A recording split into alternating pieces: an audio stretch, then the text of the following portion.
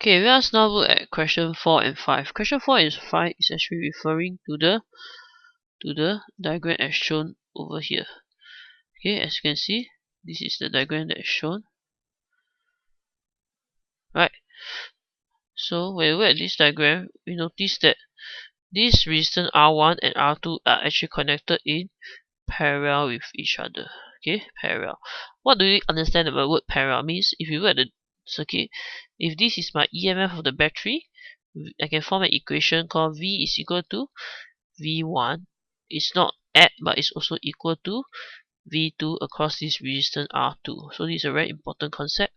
Okay, V is equal to V1 is equal to V2. Okay, what about the current? If it's in parallel, we notice that this is my total current that flows. Okay, at this junction, the current will split. So I can form another equation called my total current I is equal to I1 when it's split over here, and I1 and plus my I2 when it splits. Okay, so these are the important concepts.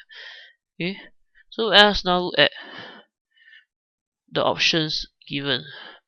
Okay, if you look at the options given, we notice that these are the possible answers for question 4 and 5. So which could be a possible answer? Okay, so in this case, which is correct?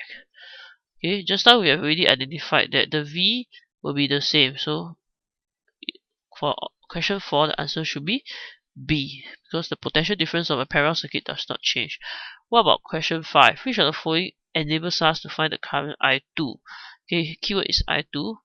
So if we recall just now the concept, I2 is actually equal to my same potential difference V over my R2.